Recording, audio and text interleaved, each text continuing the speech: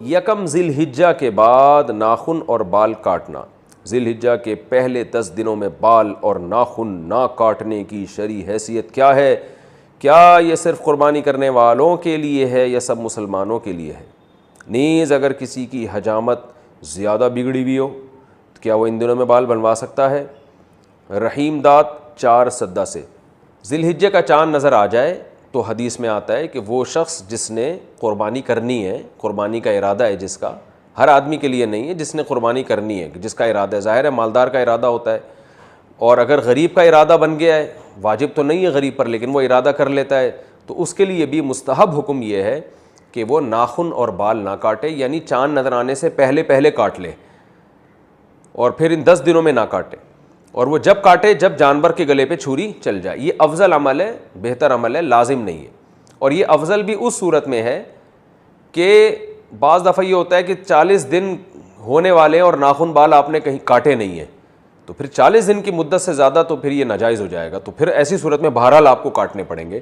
یعنی بہت زیادہ اگر ناخن بال بڑھ گئے ہیں اور 40 دن کی مدت پوری ہونے والی ہے تو پھر آپ کے لیے کاٹنا ان بالوں کو واجب ہے۔ قربانی اپنے وطن میں ہو تو بال وغیرہ کس حساب سے کاٹیں گے؟ بیٹا لندن میں رہتا ہے اور قربانی کراچی میں ہوتی ہے، کیا وہ اپنے بال وغیرہ کراچی کے حساب سے قربانی کے بعد کاٹے گا؟ نزہت صاحبہ کراچی سے۔ جی ہاں، کیونکہ حدیث میں آتا ہے کہ جو بال یا ناخن نہ کاٹے جائیں، جو کہ افضل عمل ہے، واجب نہیں ہے، تو وہ اس صورت میں ہے جب جانور کے گلے پہ چھری چل جائے تو پھر کاٹ سکتا ہے۔ تو جب کراچی میں اس نے قربانی کی اور یہاں جانور کٹ گیا تو وہ لندن میں ہو یا امریکہ میں ہو بال کاٹ سکتا ہے۔ قربانی کی عبادت کا آغاز کب ہوا؟ کیا قربانی حضرت ابراہیم علیہ السلام کے زمانے سے شروع ہوئی ہے یا اس سے پہلے بھی ہوتی تھی؟ نیز یہ حضرت ابراہیم علیہ السلام سے پہلے جو نبی تھے وہ کس چیز کی قربانی کرتے تھے؟ عثمان گوجرانوالہ سے۔ قرآن سے اشارہ ملتا ہے کہ قربانی حضرت ابراہیم علیہ السلام سے پہلے بھی ہوتی تھی، مگر اس شکل میں نہیں تھی، وہ دوسری شکل میں تھی۔ اذ قربا قربانا فتقبل من احدہما ولم يتقبل من الآخر۔ قابیل اور حابیل نے قربانی پیش کی تھی، حابیل کی قبول ہو گئی، قابیل کی رد ہو گئی، تو اس سے بھی متبادر یہی ہوتا ہے کہ انہوں نے جانور ذبح کر کے اللہ کے ہاں پیش کیا تھا، لیکن کوئی صحیح یقینی مستند بات نہیں ہے اس بارے میں۔ البتہ ابراہیم علیہ السلام سے پراپر اس سنت کا آغاز ہوا ہے، ان کو بیٹے ذبح کرنے کے لیے لٹایا گیا اور پھر انہوں نے اللہ کے حکم کو پورا کیا اور اللہ نے بیٹے کے بجائے ایک جانور دے دیا ان کو۔ تو ہم جو قربانی کی سنت کو پورا کرتے ہیں وہ ابراہیم علیہ السلام کی سنت کو تازہ کرنے کے لیے، ان کی سنت کو زندہ کرنے کے لیے۔ تو ہماری والی قربانی حضرت ابراہیم سے ہی شروع ہوئی ہے۔ البتہ قربانی یعنی جانور اللہ کے لیے ذبح کرنے کا فلسفہ ہمیں قرآن و سنت سے اشارہ ملتا ہے کہ وہ پہلے سے بھی تھا۔ وہ ہے بھائی کسی انسانی بلکہ کسی بے گناہ جان کو قتل کیا جائے، چاہے وہ جانور ہی ہو، انسان تو دور کی بات، بلا وجہ کسی جانور کو قتل کرنا بھی، بھائی پھر ویڈیو بنا رہے ہیں، ہلو بھائی ویڈیو نہیں بنائے، بلا وجہ کسی انسانی جان کو قتل کرنا ساری دنیا میں غلط سمجھا جاتا ہے، اور اسلام میں بھی کیا یہ عمل حرام ہے۔ کسی بھی جان کو، وہ جان اگر انسان کی ہو تو یہ جرم اور زیادہ بولو بڑھ جاتا ہے۔ نمبر 3، وہ جان اگر مسلمان کی ہو، کلمہ گو کی ہو، تو یہ جرم اور بھی زیادہ، بولتے کیوں نہیں یار، بڑھ جاتا ہے۔ مسلمان کا قتل کرنا اور بڑا جرم ہے۔ وہ جان اگر کسی رشتہ دار کی ہو تو اس کا جرم اور زیادہ بڑھ جاتا ہے۔ رشتہ دار کو قتل کرنا کسی غیر کو قتل کرنے سے زیادہ بڑا جرم ہے۔ رشتہ داروں میں سب سے مضبوط رشتہ اولاد کا ہوتا ہے۔ اس کی دلیل یہ ہے کہ آپ کے مرتے ہی سب سے زیادہ وراثت کس کو ملتی ہے؟ اولاد کو۔ اس لیے اسلام نے سب سے گہرا رشتہ کس کا مانا ہے؟ اولاد۔ تو اولاد کو قتل کرنا قتل کی نوعیت میں اور بھی بڑا جرم۔ کیا خیال ہے بھائی؟ تو باپ کو حکم دیا جا رہا۔ اچھا، چھٹی بات، اولاد بھی ایسی جو بے قصور ہو۔ بعض دفعہ اولاد نے کچھ ایسے کام کیے ہوتے ہیں آدمی غصے میں آ کے مار دیتا ہے اسے، وہ بھی غلط کرتا ہے، قتل تو پھر بھی جائز نہیں ہے۔ لیکن اولاد اگر کیا ہو، معصوم اور نیک، کوئی قصور نہیں ہے اس کا، اس کو قتل کرنا اور بھی بڑا جرم۔ پھر وہ اولاد اگر نابالغ ہو تو شریعت میں نابالغوں کے حقوق بالغوں سے زیادہ ہیں۔ آج تو ان حقوق پر عمل نہیں ہوتا، یہ خوب مسئلہ سمجھ لیں۔ نابالغ بچے کا مال اس کی پرمیشن سے بھی آپ استعمال نہیں کر سکتے۔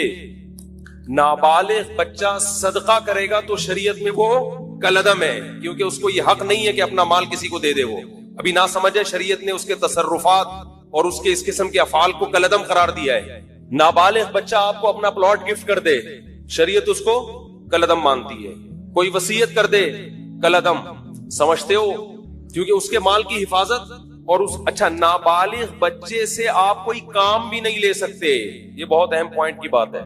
لوگ خدمت لے رہے ہوتے ہیں نا، وہ بچہ کوئی جا بیٹا یہ لے کر آ، جا بیٹا پانی لے کر آ، جا بیٹا یہ لے کر آ.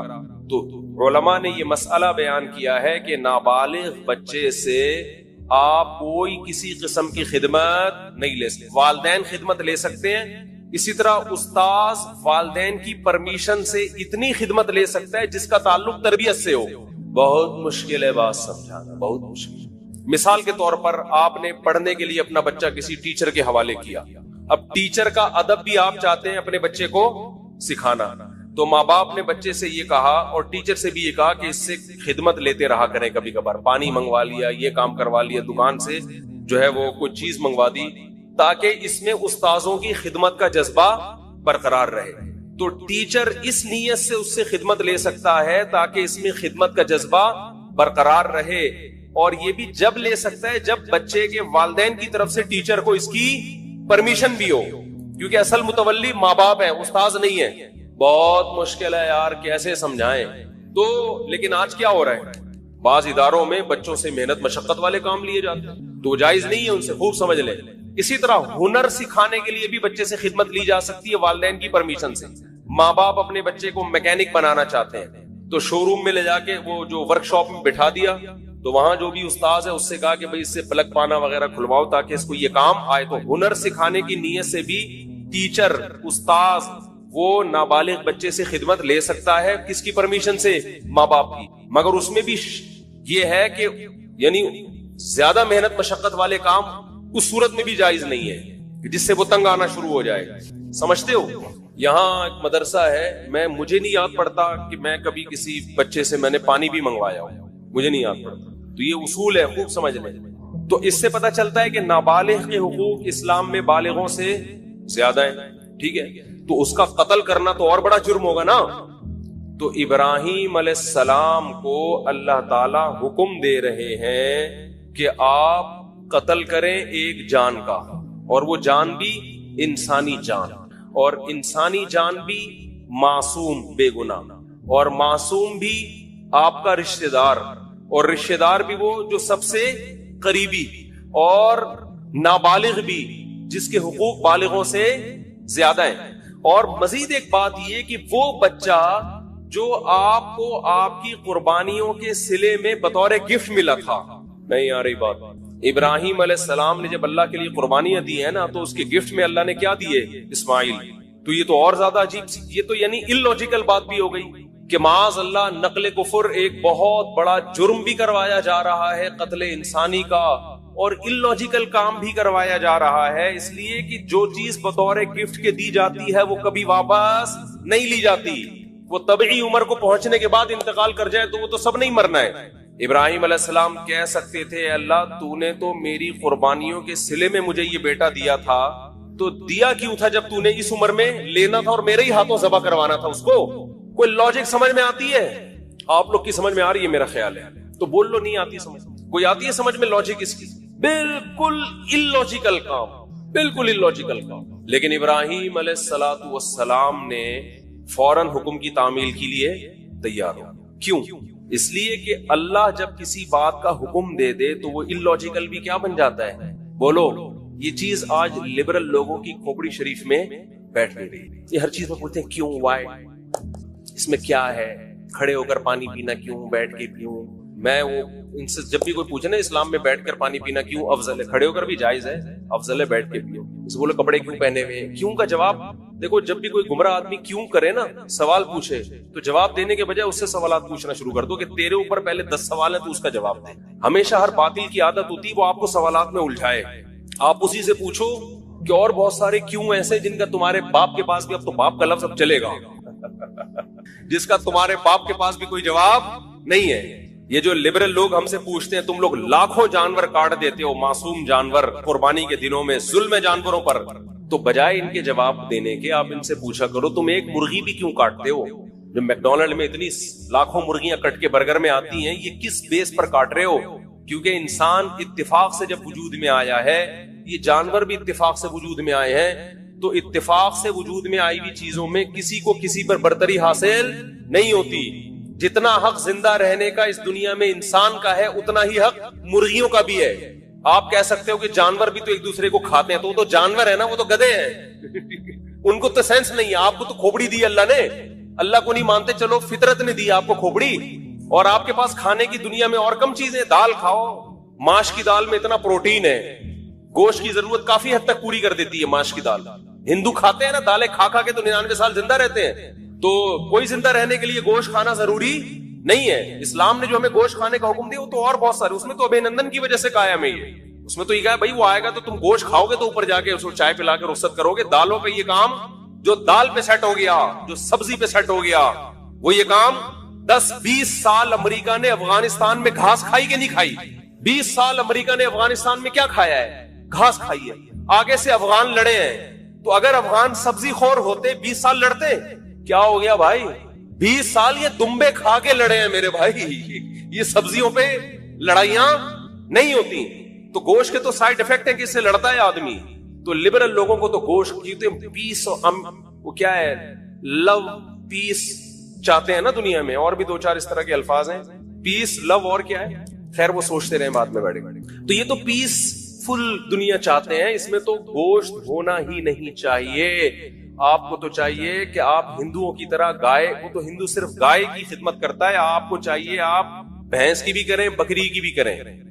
تو ہم تو لاکھوں جانور کاٹتے ہیں، ہم پر اعتراض نہیں ہوتا، کیونکہ ہم کس کے حکم پہ کاٹتے ہیں؟ وہ تو اگر اولاد کو کاٹنے کا حکم دیتا اس کو کاٹ دیتے بھائی، جیسے ابراہیم علیہ السلام نے کہا کاٹ دو بس۔ جب illogical کام اللہ نے کہہ دیا تو وہ illogical رہا نہیں ہے، وہ لاجیکل، سراپا لاجک سے بھرا ہوا کام ہے۔ وہ خدا ہے بھائی، ہم تو خدا کے غلام ہیں، ہمیں پیدا، اگر اللہ ابراہیم علیہ السلام کو حکم دیتا اسماعیل کو کاٹو، وہ نہیں کاٹتے، اللہ ویسے ہی بھی تو اٹھا سکتا تھا نا۔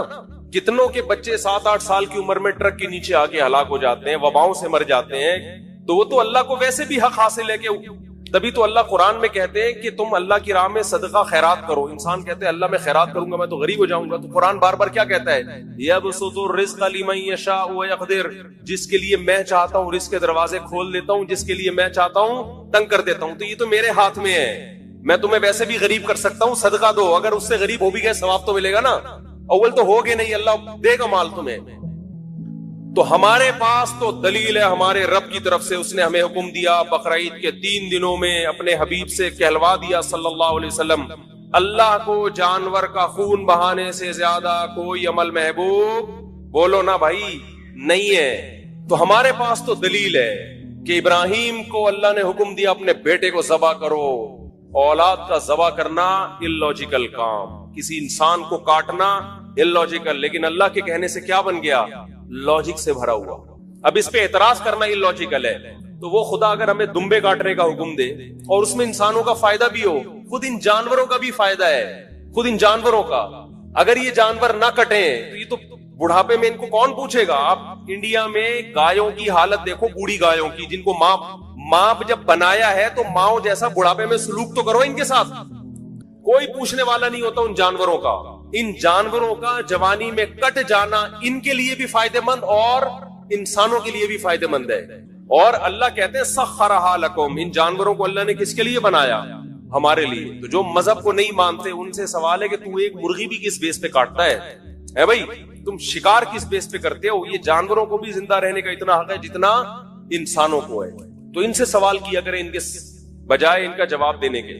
تو میں یہ عرض کر رہا تھا کہ ابراہیم علیہ السلام نے جو کام کیے دنیاوی قانون کے لحاظ سے وہ سارے کے سارے illogical، کوئی لاجک اس کی، کیا ہو گیا یار پسینے میں ڈوب رہے ہیں اور منہ سے پھوٹ دو یار، نہیں بنتی نا، آج تو کچھ زیادہ ہی مرجھائے ہوئے لگ رہے ہیں۔ اس کی کوئی، پشاور میں جب میں نے جملہ ادھورا چھوڑتا نا، ایسے ادھر سے پورا مجمع گونجتا، تو ان کو مجھے، میں نے کہا فل ان دا بلینکس، مگر آرام سے، خالی جگہ پر کرو مگر آرام سے۔ اور لوگوں میں جوش ہے نا، دمبے، تو دمبا بولتا ہے دمبا کیا ہے؟ بولتا ہے۔ مچھلی نہیں بولتی، مچھلی میں زیادہ طاقت نہیں ہے، طاقت کس میں ہے؟ مچھلی کھایا کریں، ویسے صحت کے لیے اچھی چیز ہے، لیکن جو پاور آئے گی نا، بازوؤں میں طاقت آئے گی، وہ دمبے سے آئے گی، وہ مچھلی سے نہیں آئے گی۔ خیر، تو ابراہیم علیہ السلام نے جو سارے کام اللاجیکل کیے، تبھی تو وہ کیا بنے۔ دیکھو، اس کا یہ مطلب نہیں ہے کہ ہر اللاجیکل کام آپ کرنا شروع کر دو۔ ہمارے دینداروں میں یہ ایک بڑا مسئلہ ہے، جتنے بھی کام کریں گے سارے کھوپڑی سے، کسی کی کھوپڑی میں سمجھ میں نہیں آئیں گے کر کیا رہے گا۔ جب اللہ اس کے رسول نے حکم دے دیا تو پھر نہ دیکھو، جب تک حکم نہیں دیا تو ہمیں کھوپڑی استعمال کرنے کا حکم ہے، کوئی بھی لاجیکل کام کرنے کی ہمیں اجازت نہیں ہے۔ دکان کو بند کیا، آیت الکرسی پڑھ کے پھونک مار کے آگے کے ڈاکوؤں سے حفاظت رہے گی، تالا نہیں لگایا، تو یہ لاجیکل ہے یا اللاجیکل ہے؟ اسلام نے حکم دیا بھائی پہرے رکھو، تالے لگاؤ، حفاظت کرو۔ نبی نے حکم دیا رات کو چراغ کو جلتا ہوا مت چھوڑو، فَإِنَّ الْفُوَيْسِقَةَ تَضْرِبُ النَّارَ عَلَىٰ أَهْلِهَا، چوہا بعض دفعہ چراغ کو الٹ کے آگ لگا دیتا ہے، اتنی احتیاط کا حکم دیا ہے۔ تو رات کو آگ کو جلتا ہوا چھوڑنا اللاجیکل کام ہے، اس کی کوئی نہ ضرورت ہے اور یہ حادثے کا ذریعہ ہے۔ نبی نے فرمایا، ایک صحابی ایسے کنکر کو نہ ایسے پھینک رہے تھے، آپ نے فرمایا یہ اس سے نہ کوئی دشمن ہلاک ہوگا، اس سے کسی کی آنکھ پھوٹ سکتی ہے۔ لوگ اٹھا اٹھا کے پتھر پھینک رہے ہوتے ہیں نا، ویسے ہی ٹائم پاس کرنے کے لیے، کسی کے لگ سکتا ہے۔ ہر کام سے پہلے آپ نے 100 دفعہ سوچنا ہے کہ اس کی کوئی لاجک بنتی ہے کہ نہیں بنتی، لیکن جہاں اللہ کا حکم آ جائے تو بس یہی لاجک ہے کہ کس نے حکم دیا ہے، اللہ نے۔ سمجھتے ہو؟ اسی میں ایک بات خوب یہ بھی، جب بات چل پڑی ہے، والدین جب کسی بات کا آرڈر کیا کریں نا اور اس میں آپ کا کوئی بڑا نقصان نہ ہو، تو یہ نہ دیکھا کریں کہ یہ کیوں بھائی، یہ کس کا حکم ہے؟ باپ، یہ باپ کا حکم ہے، ماں کا حکم ہے، ان کو خوش کرنے کے لیے کرنا ہے۔ اس میں زیادہ پنچایتوں میں نہ جایا کریں، یہ کیوں کہہ رہے ہیں، یہ کیوں کہہ رہے ہیں، بھائی جو کہہ رہے کر لو یار، یہ خوش ہو جائیں گے، بس ان کو خوش کرنا ہمارا مقصد ہے۔ بحث بہت ہوتی ہے آج کل، میاں بیوی میں بحثیں چل رہی ہوتی، شوہر کسی بات کا آرڈر دیتا ہے، آرڈر یا گزارش کرتا ہے، آرڈر کا لفظ ذرا سخت ہو گیا، بیہائنڈ دا سین آئے گا۔ کسی نے میرا ایک بنایا بیہائنڈ دا سین، میں نے کسی چلے چھوڑے، تو ریکویسٹ کرتا ہے، چھوڑو یار اس ریکویسٹ کو بھی، ٹائم بہت تھوڑا ہے نا، یہ قربانی کا فلسفہ ذرا کھوپڑی میں اچھی طرح بٹھا دوں۔ تو ہم جو جانور ذبح کرتے ہیں، کیوں؟ کوئی ہم سے پوچھے کیوں، وجہ کیا ہے بھائی، کس نے حکم دیا؟ اللہ۔ ایک بات خوب سمجھو۔ دوسری بات دیکھو، آج میں نے دیکھا ہے جو وہ چیزیں ہمیں نظر آ رہی ہیں جو بچپن میں ہم جن کا تصور نہیں کرتے تھے، جو بہت غلط ہو رہا ہے کام۔ بقرہ عید کے جو ایام ہیں، ان میں روزہ رکھنا کیوں حرام ہے؟ اس لیے کہ یہ گوشت اللہ کی طرف سے ضیافت ہے اپنے بندوں کے لیے۔ اس کا مطلب بقرہ عید میں ہمیں یہ گوشت کھانا چاہیے۔ یہ تکبر ہے گوشت سے اجتناب کرنا بقرہ عید کے ایام۔ میں حیران ہوتا ہوں، بقرہ عید کے دن دعوت کر رہے ہوتے ہیں لوگ، چکن کھلا رہے ہوتے ہیں، چکن بریانی پکائی ہوئی ہے۔ بھائی یہ تو بہت برا عمل ہے، مسلمانوں کا شعار ہے یہ قربانی کا گوشت، کس بیس پر آپ چکن پکا رہے ہو؟ کوئی پرہیز ہو کسی کو تو ایک الگ بات ہے، کہہ رہے جی مہمان زیادہ آ گئے تو چکن کھلا رہے ہوں۔ ہمارے نبی کھانے پینے کے شوقین نہیں تھے، بہت قناعت، جو کی روٹی، کھجور، وہ بھی 40 دن گھر میں چولہا نہیں جلتا، لیکن بقرہ عید کے دن آپ صلی اللہ علیہ وسلم قربانی کے گوشت کھانے کا اتنا اہتمام کرتے کہ بقرہ عید کے دن پہلا نوالا جو آپ کے حلق مبارک میں اترتا وہ قربانی کے گوشت کا، کہ اللہ کی طرف سے ضیافت ہے تو ہم گوشت کا انتظار کریں گے۔ ہمارے ہاں لوگ گوشت کو گوشت کے طور پہ دیکھ رہے ہیں، اللہ کی ضیافت کے طور پہ نہیں دیکھ رہے، اس کو گوشت لے رہیں گے۔ ایک صاحب ہیں ڈیفنس میں، انہوں نے قربانی کی، ساری قربانی صدقہ کر دیتے ہیں، اپنے گھر میں کرتے ہی نہیں قربانی۔ میں نے کہا کیوں؟ کہہ رہے یار ہم تو پورے سال گوشت کھاتے ہیں، تو اس لیے میں گھر میں قربانی نہیں کرتا، سارا ادھر ادھر، بس گھر میں ہمارا دکان سے ہی آ رہا ہے۔ یہ بہت بری حرکت ہے بھائی، آپ کو اللہ اس لیے تھوڑی قربانی کروا رہے ہیں کہ پورے سال آپ جو بیچارے دال کھاتے ہیں تو وہ گوشت کھا لیں، اس لیے تھوڑی کروا رہے اللہ قربانی۔ جب کوئی عزت دار آدمی آپ کو دعوت دے اور کہے کہ ہماری دعوت میں آئے، آپ پوچھیں کیا پکاؤ گے، وہ کہے میں قورمہ بریانی، اور آپ دعوت سے شارٹ ہو جائیں، اگلے دن وہ فون کر کے پوچھ رہا ہے آپ میری دعوت میں کیوں نہیں؟ آپ کہتے ہیں یار ہم تو صبح شام پیزا برگر کھانے والے لوگ ہیں، بروز کھاتے ہیں، یہ قورمے بریانی تو یہ ہمارے لیے کوئی اتنی ویلیو نہیں رہتی، یہ تو ہم اپنے غریبوں کو کھلاتے ہیں۔ اس کو غصہ آئے گا کہ نہیں آئے گا؟ کیا ہو گیا بھائی؟ او بھائی ابھی اس کے قورمے کو نہیں دیکھا جائے گا، اس کی نسبت دوست کی طرف کی جائے گی کہ میرا بچپن کا دوست ہے، اس نے وہ بے شک دال چاول کھلائے، آپ جائیں گے نوالے بھر بھر کے شوق سے کھائیں، تعریفیں بھی کریں گے۔ آپ کی ماں نے بھنڈی پکائی ہو ہے بھائی، مسور کی بھنڈی تو بہت اعلیٰ غذا ہے، مسور کی دال جو اللہ دشمنوں کو بددعا، جب کیونکہ بہت خشک ہوتی ہے، مسور کی دال بہت خشک، مسور کی دال پکائی آپ کی والدہ نے، لیکن دال چاول مسور کی دال بہت اچھی ہوتی ہے. میں یہ وضاحتی بیان اس لیے کرنا پڑتا ہے کہ پھر لوگ دال چاول دعوت کرتے ہیں نا کچھ اور چیز لے آتے ہیں سامنے. تو آپ کی والدہ نے محبت سے مسور کی دال پکائی تو آپ محبت کے اظہار میں لقمے بھر بھر کے کھاؤ گے کہ نہیں کھاؤ گے؟ تو یہ تکبر ہے کہ ڈیفنس میں رہنے والا آدمی کہہ رہا ہے یار ہم تو پورے سال گوشت کھاتے ہیں, ہمیں کیا ضرورت ہے. وہ بھائی شوق سے کھاؤ, تواضع کے ساتھ کھاؤ. یار ہم تو اللہ کے رزق کے محتاج ہیں. اللہ تیرا فضل ہے کہ تو ہمیں کھلا رہا ہے. حقیقت ہے اللہ نہ کھلائے تو ہم تو بھوکے مر جائیں. تو اس میں شوق سے نبی صلی اللہ علیہ وسلم نے, روایت میں آتا ہے 100 اونٹ نہر کیے, 60 اپنے ہاتھوں سے, باقی حضرت علی سے. ہر گوشت ہر جانور میں سے تھوڑا سا آپ نے نوالا لیا ہے اس میں سے. تو اس لیے اس میں تکبر بھی ٹھیک نہیں ہے کہ ہمیں کیا ضرورت ہے, ساری قربانیاں ادھر کر دی, بھائی کچھ نہ کچھ گوشت رکھو. اور کنجوسی بھی ٹھیک نہیں ہے. بعض لوگ اللہ کی ضیافت کو جو قبول کرتے ہیں تو اگلے سال بقرعید تک وہ ضیافت ہی چلتی رہتی ہے. محرم کے حلیم کس سے پکڑے ہیں ہے بھائی, اتنی بھی کنجوسی ٹھیک نہیں. وہ ایک چٹکلا ہے نا اس پہ, ایک آدمی کو خواب آیا, بقرعید کے 6 مہینے بعد خواب آیا کہ اس کا بکرا جنت میں ٹہل رہا ہے, ایک ٹانگ نہیں ہے, ایک ران نہیں ہے. اس نے پوچھا فرشتوں سے یہ کون ہے بھائی؟ اس نے کہا یہ تمہارا بکرا جو تم نے ذبح کیا تھا جنت میں. ان کا ٹانگ کہا, کہہ رہا وہ ابھی تک فریزر میں پڑی ہوئی ہے, وہ ابھی تک تمہارے, وہ جب پہنچے گی تو لگا دیں گے یہاں. سمجھ رہے؟ تو اتنی کنجوسی بھی ٹھیک نہیں. کھاؤ بھی اور کھلاؤ, رج کے کھاؤ تو رج کے کھلاؤ, لیکن رج کے کھانے میں اتنا ضرور ہے کہ گوشت اسی کو سوٹ کرتا ہے جو اس کو یوٹیلائز بھی کرے. تھوڑا سا ورزش ہو, محنت ہو تو پھر تو گوشت کھائے انسان.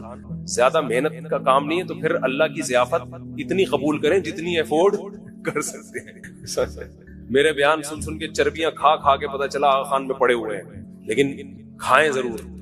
اور ایک اہم بات یہ بھی کہ جو غریب آدمی ہے جسے پورا سال گوشت کھانے کو نہیں ملتا, وہ اگر قربانی کرتا ہے تو فقہا کہتے ہیں اس کے لیے اسٹور کرنا یہ صدقہ کرنے سے زیادہ بہتر ہے. سمجھتے ہو ایسے غریب بھی ہیں جو بیچارے پورے سال گوشت نہیں ملتا, ان کے بچے ہیں, فیملی ہے, تو اس کے لیے اسٹور کرنا یہ صدقہ کرنے سے زیادہ بہتر ہے, کیونکہ اپنے بچوں کا حق دوسرے کے بچوں سے پہلے. تو بعض غریب کی سخاوت دکھاتے ہیں, ان کے بچے بلک رہے ہوتے ہیں, ابا اتنے عرصے کے بعد بکرا دیکھنے کو ملا ہے, اتنا گوشت دیکھنے کو ملا ہے, امیدیں تھی کباب کوفتے بنا بنا کے پھوڑتے, ابا نے سخاوت میں آ کر سارا خالو کو دے دیا, ماموں کو دے دیا. تو فقہا نے مسئلہ بیان کیا ہے کہ بھائی اگر کوئی آدمی غریب ہے, اس کے خاندان بڑا ہے, تو پورا گوشت اسٹور کر لے.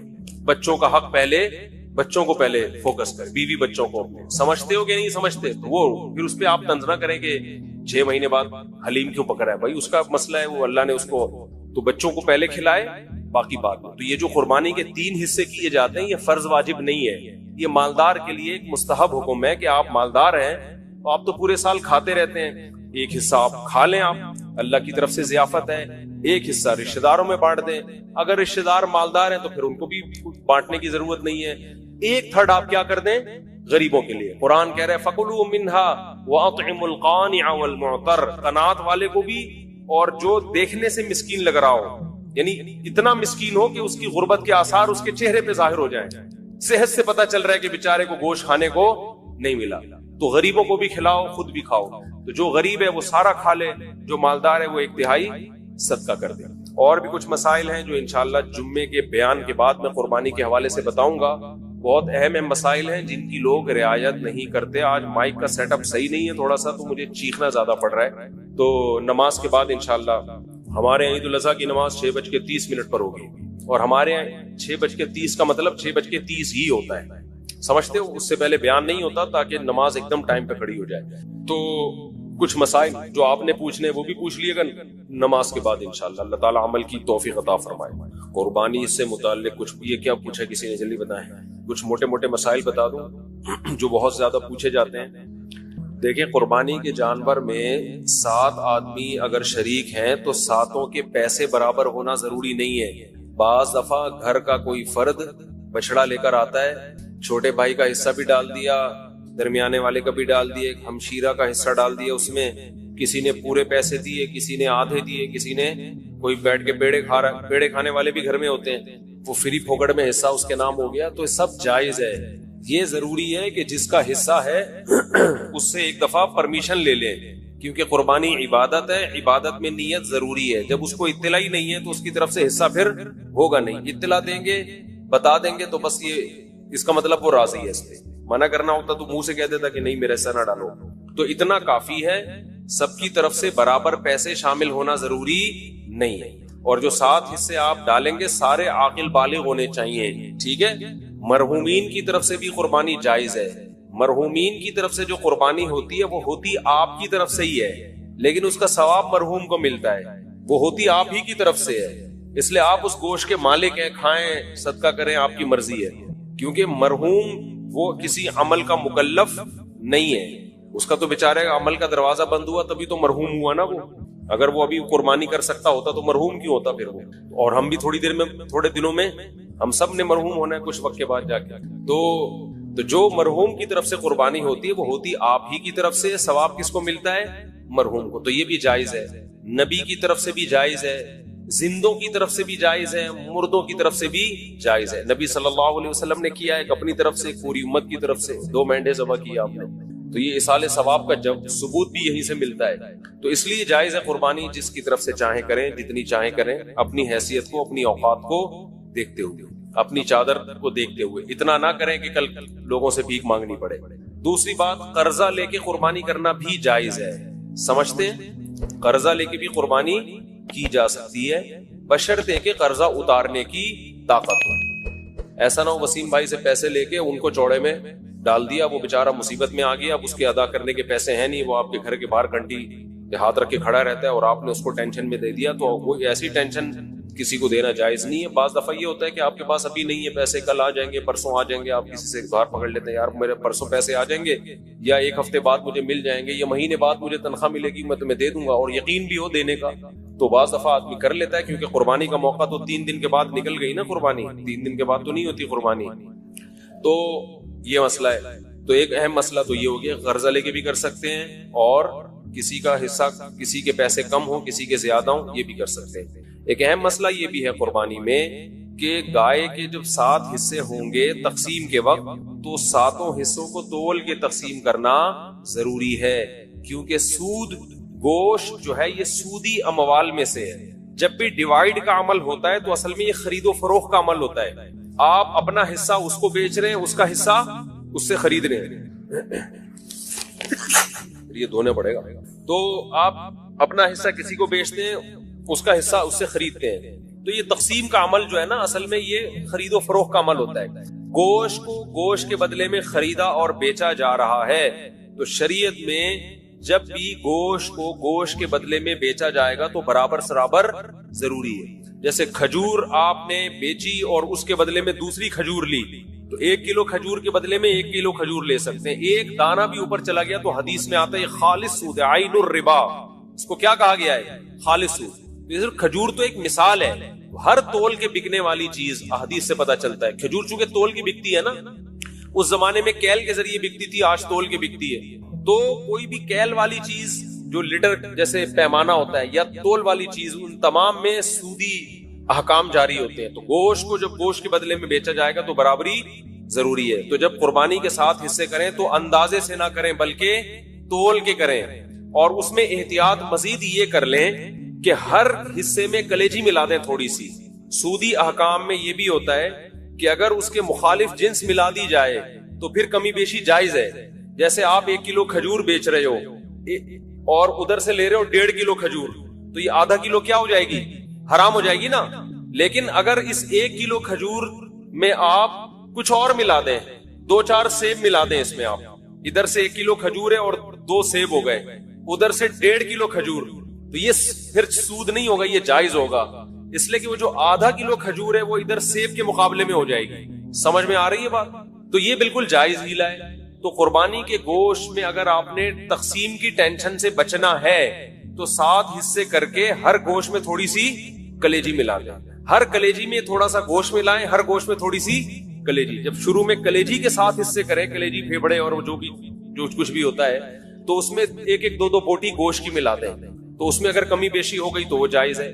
اور گوشت کے جب 60 ڈھیریاں بنائیں تو اس میں 2-2 بوٹیاں، 3-3 بوٹیاں کس کی ملاتے ہیں؟ ہر ڈھیری میں کلیجی کی. تو یہ سود سے بچنے کا ایک ہیلا ہے، تدبیر ہے. آج کل چونکہ فنٹر مارکیٹ میں بہت ہیں کلپ بنانے والے جن کو مسائل کی الف بے بھی نہیں پتا اور بیٹھ کے پھینکتے بہت ہیں، تو ہو سکتا ہے میرے اس کلپ پہ کہیں کہ کان ادھر سے پکڑو ادھر سے پکڑو کیا ہے برابر ہے، تو یہ سود میں ڈالنے کے لیے انہوں نے ہیلا نکالا ہوا ہے۔ تو جو کوئی ایسا کلپ بنائے گا اس کی باتوں میں نہ آئے۔ ہیلوں کی دو قسمیں، ایک ہیلا ہوتا ہے حلال حرام کو، ایک ہیلا ہوتا ہے حرام میں مبتلا ہونے کا ذریعہ، اور ایک ہوتا ہے حرام سے بچنے کا ہیلا۔ جو ہیلا حرام سے بچا لے آپ کو وہ جائز کیا، وہ مستحب ہے، تو یہ سود سے بچانے کا ہیلا ہے، سود میں ڈالنے کا ہیلا نہیں ہے۔ سمجھتے ہو بات کو؟ تو جب بھی گائے کے گوشت کے 7 حصے آپ کریں گے، ہر حصے میں تھوڑی تھوڑی کلیجی ملا دیں، پھر اگر کمی بیشی ہو بھی گئی تو بلکہ تول کے بھی تقسیم کر رہے ہیں تو بھی کلیجی ملائیں، کیونکہ تول میں اتنی ایکوریسی ہوتی نہیں ہے۔ سمجھتے ہو بات کو کہ نہیں سمجھتے ہو؟ بعض لوگ یہ کہتے ہیں ہم تو گوشت تقسیم ہی نہیں کرتے۔ بھائی وہ بڑا بھائی نے بولا یار بس میرا حصہ بھی تھوڑا سا مجھے دے دو، باقی سارا خود رکھ لو، تو جب بھی کسی کا حصہ نکلے گا نا تو ڈیوائیڈ ہوگا، 7واں حصہ پورے 7 حصے آپ کو کرنے پڑیں گے۔ ہاں ایک صورت میں معافی ہے کہ ایک گائے پورے گھر میں استعمال ہو رہی ہے، سمجھتے ہو، اس کو ڈیوائیڈ کر ہی نہیں رہے آپ۔ بعض دفعہ گھر کے 7 افراد ہوتے ہیں، ایک ابا اماں، ایک میاں بیوی اور آگے ان کے بچے ملا کے ٹوٹل بڑی مشکل سے آج کل 7 تک عدد پہنچ رہا ہے لوگوں کا۔ فیملی پلاننگ والوں نے تو گھریلو سسٹم ہی تباہ کر دیا ہے، سمجھ رہے ہو؟ وہ جو پہلے گھروں میں پورے 2 بچڑے آتے تھے، یہ منجلی آپا کا ہے، یہ چمونی آپا کا ایسا ہو گیا، یہ ممانی کا ہو گیا، یہ خالہ کا ہو گیا، یہ جناب پوتے کا ہو گیا، یہ بہو کا ہو گیا، پوری 2 کٹے ہم دیکھتے تھے لوگوں کے گھروں میں کٹتے تھے، 2 بچڑے ایک ہی گھر میں چل جاتے۔ اب وہ فیملی پلاننگ والوں نے سارے خاندانی سسٹم کی واٹ لگا دی، بچے ہی نہیں ہے، اور خدا کی قسم جس گھر میں بچے نہیں ہیں عید بقرعید کا مزہ تو اس گھر میں ہے ہی نہیں۔ ہمارے بچوں نے 10 دن سے پڑھائی چھوڑ دی ہے، گائے آ رہی ہے، کلابازیاں کھا رہے ہیں، مدرسوں کی شکایتیں آنی، پڑھ کے نہیں دے رہے۔ ہم کہتے ہیں بھائی بقرعید گزرے گی تو پڑھیں گے، ابھی ہمارے بس میں نہیں۔ وہ گایوں کے پیچھے بھاگ رہے ہیں، تو بچوں کو انٹرٹینمنٹ ہے بچوں کے لیے یار، انجوائے کرنے تو ان کو، کیا ان پہ پڑھائی کا اتنا بوجھ ڈالا۔ شکایتیں آ رہی ہیں پڑھ نہیں رہے، ٹلے مار رہے ہیں چھوڑے۔ ہم کہہ رہے ہیں یار رات کو سوتے ہی کم وقت 2 بجے ہیں، کیونکہ ادھر پوری گائیں آ کے اتری ہوئی ہیں، دمیں ہلا رہی ہیں، ان کی انجوائے کر رہے ہیں نا یار۔ یہ گائے کراچی والوں نے کہاں گائے دیکھی ہوتی ہے؟ وہ ایک ویڈیو ہے بنارس کی، اس پہ بیل کے پیچھے پبلک بھاگ رہی ہے، اس پہ نیچے کے پی کے والوں نے، پنجاب والوں نے کمنٹس کیے ہوئے کہ کراچی والوں نے کبھی گائے دیکھی نہیں ہے۔ واقعی نہیں دیکھی بھائی، گائیں تو کھیتوں میں ہوتی ہیں یار، بکریاں شہروں میں تھوڑی ہوتی ہیں۔ تو ہمیں تو یہی تو سیزن ہے ہمارا گائے بچڑے دیکھنے کا، اور ایسا ایسا بچڑا مارکیٹ میں آ رہا ہے، طبیعت خوش ہو جاتی ہے دیکھ کے۔ دیکھو ہر گلی میں رونق ہے نا، ہر گھر کے آگے بچڑے بندے ہوئے ہیں، اتنے اونچے اونچے لمبے لمبے خوبصورت، دیکھ کے طبیعت، یہ رونق ہے اللہ کی طرف سے۔ یہی تو بقرعید کا مزہ ہے، یہی تو تہوار ہے۔ دیکھو اسلام کے علاوہ جتنے تہوار ہیں نا آرٹیفیشل ہے، مصنوعی خوشی ہے، اوریجنل نہیں ہے۔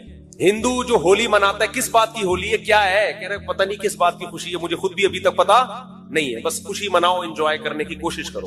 عیسائی کرسمس مناتے ہیں 25 دسمبر کو، کس بات کی خوشی، عیسیٰ علیہ السلام پیدا ہوئے تھے، تو آج تھوڑی پیدا ہوئے ہیں، وہ تو پیدا ہوئے ہوئے ان کو 2100 سال گزر چکے ہیں بھائی۔ یہ جو سالگرہ کی خوشی ہے مصنوعی خوشی ہے، پیدا تو اس وقت ہوا تھا نا جب بچہ پیدا ہوا تھا، اس وقت انسان خوش ہوتا ہے۔ 1 سال کے بعد کیا کروں میں، ہو گیا تو آج کا دن پیدا ہوا، تو آج کا دن یہ 2021 ہے آج، اور پیدا ہوا تھا 1990 میں پیدا ہوا تھا یہ۔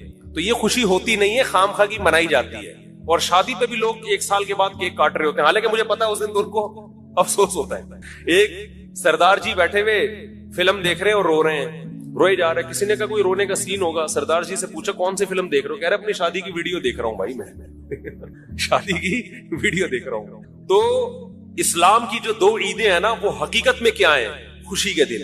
پہلی عید کیا ہے، رمضان کے روزے ختم۔